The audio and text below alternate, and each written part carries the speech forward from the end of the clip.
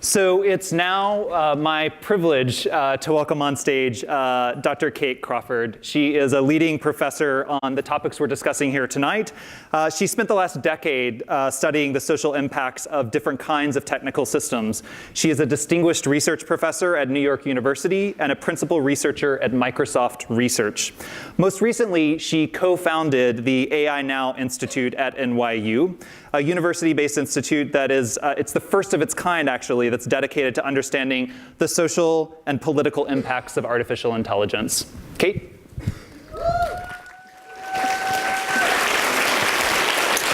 Thank you. Thank you, everyone. Thank you, Eric, for that amazing welcome. I'd like to say it's such an honor to be here, and I want to particularly thank everybody who's part of the NetGain coalition of partners. I think what you're doing is incredibly important. But a particular thank you to Eric, to Chance, and to Mimi for bringing us together and really pushing this program forward. I have some images to show you tonight, so hopefully we'll have those in just a minute for you. Tonight, I want to talk about images particularly. What is at stake in an image, and how AI systems are currently using images to be a force in our contemporary culture. Right now, autonomous systems are classifying, labeling, and giving identities to people. Images are one of the ways that AI systems have learned to distinguish objects like a license plate or a cat. But this can produce some significantly unintended social effects that you might see up here when AI systems try to make sense of the social world. Just ask 6% black Michael Jackson up here. But first, I want to take you back to November 1972. This is Lena. She is the Playboy centerfold of that month. But she is no ordinary pinup. Lena became what is known as a standard test image. She's been used to optimize everything, from color processing to image recognition algorithms. I think of her as the mother of machine vision, or if you like, she's Eve in the garden of AI. Lena is now the single most used image in computer science history. And very few people know that she is actually a frame of a pornographic centerfold. What is interesting about this is it makes me think it's like a type of original sin in the technical field. That there is this type of objectification of humans, and women in particular, but there's also this pretense that somehow images and the context where they came from don't matter. Well, I'd like to suggest tonight that I think they do matter, and that now we face a situation where a host of unquestioned assumptions about race, gender, and sexuality are now becoming the foundation of artificial intelligence.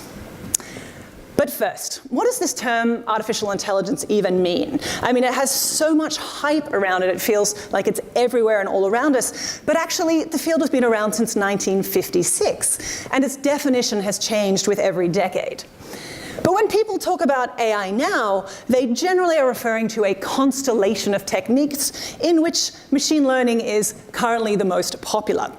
Now, these techniques have become a lot more powerful because of three things: the explosion of powerful computational infrastructure at the planetary scale, secondly, improved algorithms, but most importantly, massive troves of data which have been harvested primarily by a handful of tech companies. But AI is much more than just technical approaches. It's also social practices. It's about who designs these systems and who decides what problems are being prioritized and how humans are going to be classified. For some reason, Mark is flashing in and out, so we could be at a congressional hearing right now. Ultimately, why I like to think about the people behind AI systems is because they are also responsible for powerfully shaping the systems we have in the world. And I hate to tell you, but the AI field is very demographically skewed, to put it politely. The top 7 AI companies in the world are overwhelmingly dominated by male engineers from very similar socioeconomic and education backgrounds. This also affects the kinds of problems that AI is being applied to and which populations are not well served. So you've likely seen lots of articles recently about bias in AI. And in some ways, I think this term is too small, and it certainly shouldn't surprise us, because machine learning systems function by discriminating between us, by tracking how your purchases are different from my purchases, the particularities of your geolocation patterns, your social network, and then making predictions about how to influence you, whether that's trying to sell you things, try to modulate your health insurance prices, or if you're Cambridge Analytica, trying to change how you vote. All of these systems already exist, and they are trained on data that is informing them on how to make discriminations. But very often that input data is extremely skewed. For example, if you do an image search for CEO, and who knows, maybe we'll have the images back up at any minute now, I'm going to describe to you what you're going to get. You will see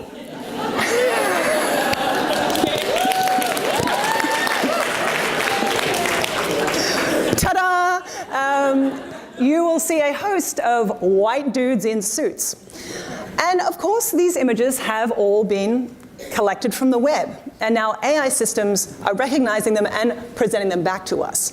But this can create a very powerful and sometimes concerning feedback loop. But AI systems aren't just cataloging images and showing them to us. They're also interpreting them and tagging them with particular attributes. This is an image that comes from the YOLO 9000 training set. And you can see that Barack Obama is being recognized as a leader. Michelle Obama is being recognized as an American. Okay. What kind of leadership here is being recognized and why? In fact, when you work with these sets, you'll see how few women are actually ever tagged as leaders. And now these systems are being used across the US in hiring. This company, HireVue, is already using AI and emotion detection in job interviews. And they're effectively tracking thousands of micro movements in the faces of job applicants as they answer questions, and then listening to their voice and the words that they use, and then mapping those patterns to the top leaders in their companies, deciding whether to hire them. You can see the potential problems here. But this is already being used by companies like Goldman Sachs and Unilever. What are the deep cultural assumptions that these systems are being built on? And who might this not work well for? So to understand how this is all happening, we need to ask, how does an AI learn to see? And what types of structural biases might be shaping that vision? This is a standard training data set which is used in machine vision. It's called labeled faces in the wild. Training sets like these are how AI systems learn to see, if you will. It's basically, in some cases, thousands or even millions of images that are made from human data, scraped from places like YouTube or from Flickr or from news sites. This is how we are training contemporary AI systems to see. It's through the lens of our own past. Now, labeled faces in the wild has around 13,000 images, but it has some very notable skews, as people in this room have researched and shown. It's around 78% male and 84% white. So they're the people for whom a system trained on this will work best for. But have a guess who the most represented face is. Just have a thought, who might it be? It's kind of a hard one to pick. It's George W. Bush.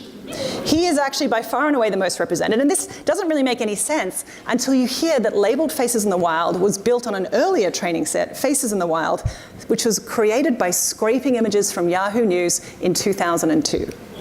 So it's no wonder W is everywhere. The president, of course, gets a disproportionate amount of news attention. And for me, this is a great reminder of how our data sets are reflecting our culture, but also our structures of power.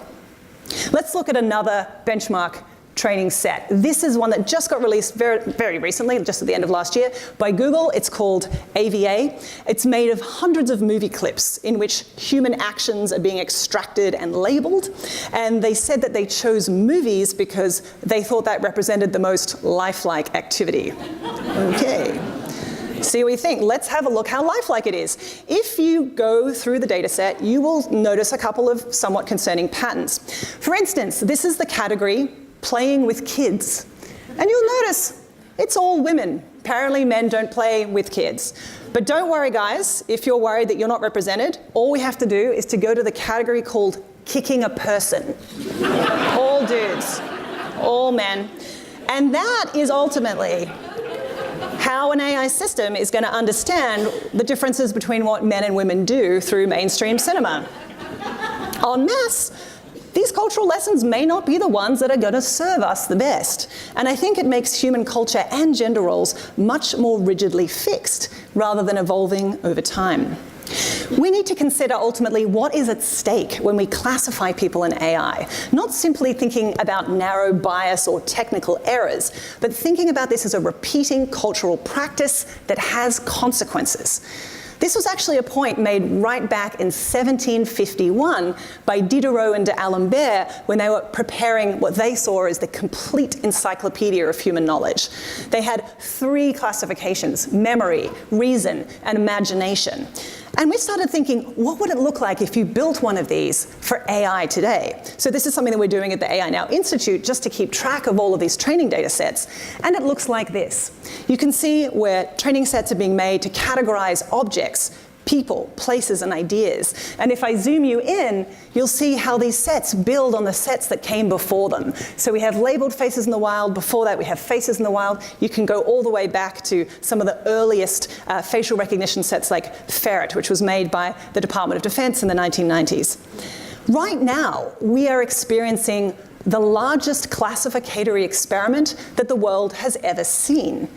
AI systems are categorizing everything from human actions, human feelings, poses, millions of objects and places and natural phenomena. But the classifications we choose can have lasting and sometimes harmful effects. Back in the 17th century, Thomas Urquhart proposed that there were 11 genders. We had genders for a god, a goddess, a woman, a man, an inanimate object, a beast, etc. Fast forward to 2013, and Facebook says there are 2 genders, men and women. By 2014, the same year that India's Supreme Court officially recognized transgender people and said that it is the right of every human being to choose their gender, Facebook quickly retired its binary gender classification and introduced this one, which has 71 choices in a drop-down menu. Now, we may see this as an improvement. It is certainly trying to be maximally inclusive. But what I want to suggest is that these design decisions between 2 genders, 71 genders, or having no gender field at all, might be a good idea, is still incredibly important as a political choice.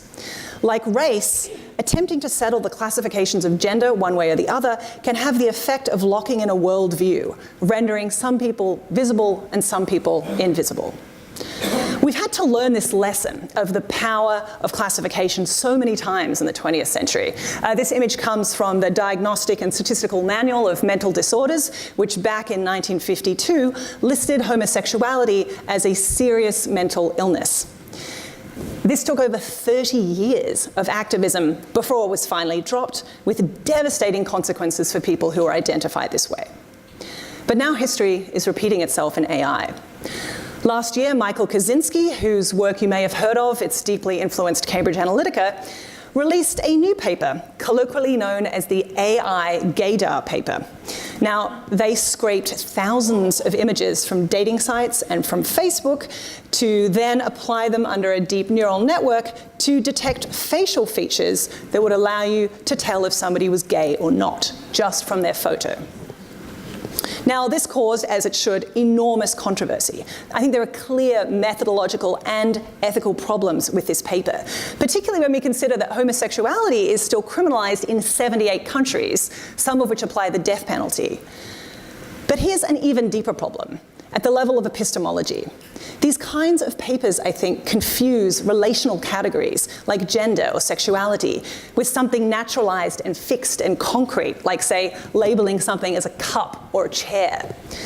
And of course, this might be giving you flashbacks to concepts like phrenology, where you could somehow tell somebody's true identity from their face and their head shape. In the 19th century, phrenologists believed that homosexuals could be detected with a bump on the back of their head. And I think you'll see from this illustration, I love this particular, they say this with absolute certainty. So there you go. This, for me, is a moment where I think we have to sound an alarm about when AI systems are seeking to phrenologize humans, seeking to fix and label categories that are fluid and complex, and particularly when they make these claims with absolute certainty, but that's another thing. So now we're in a situation where AI systems are touching our lives everywhere, from education to criminal justice. And given that these systems are very hard to see, how do we come to understand them better? How do we hold them to account? How do we start to understand and critically engage with this underworld of images driving AI? Yeah, apparently he's happy, just so you know. That whole scene, we've been misinterpreting it this whole time. Now, part of the problem here is that computer science as a discipline does not have a tradition of thinking about the work done by images. But this is where other disciplines are so important. Artists, for example, are rarely thought of as an important group in AI, but in fact, they are the ones most deeply trained in thinking about the cultural work that images do. Because images are not always what they seem. Magritte once said that his paintings are mysteries that conceal nothing. They just force us to ask a simple question. What does this mean? This simple act of questioning the meaning and work of an image and of whatever that sound is, which is fantastic, is not just an artistic provocation, but it's also a political one. So I personally have been very inspired by the artists who are contending with the bleeding technical edge of AI systems to explore how they work and to show them to us in a new light, to ask, what does this mean? What are the cultural and political stakes here in these images? And why do I think artists can do this? Well, I worked on a research project with a colleague, Luke Stark, a few years ago, where we started interviewing artists from around the world who were working with large-scale data and machine learning. And we asked really what were they trying to produce with these tools? And again, artists would say that this was simply trying to figure out how we show to people these sorts of decisions that are happening in the background all the time. And artists were thinking very deeply about the ethics of algorithmic systems. And that taught me to think myself more radically about who should be included in the conversations about AI. Normally it's just computer scientists at the table, but we need a much wider lens, and we need to turn to those who look outside of the narrow boxes of technical systems. So that is one of the reasons that I'm excited to announce that we have launched a culture program within the AI Now Institute to invite artists who are making critical interventions to work side by side with us as researchers. And I'm delighted that our first inaugural Artist Fellows are here in the room tonight, Trevor Paglin and Heather Dewey-Hagborg. Amazing.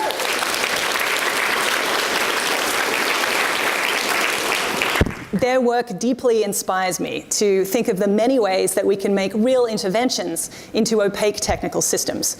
Because I think this is a crucial time to start holding these systems to account, because they're already being baked into everything from predictive policing to teacher assessment. And above all, this is what we want to avoid. We want to try and avoid the moment where the future of artificial intelligence isn't artificially stupid. And let's be clear, I'm not suggesting that artists can reverse the power concentration in the AI industry or even solve the lack of accountability in algorithmic systems, but they can help us to ask a bigger question. For example, right now, the technical expansion of AI is considered somehow inevitable, and all we can do is just tweak the edges, be it trying to technically clean up bias or make better privacy settings or write ethics codes. But all of these approaches are partial and incomplete, I would suggest. What if we tried to turn this arrow in the other direction, to ask instead, what kind of world do we want? And how can we design technologies that serve that vision rather than driving it?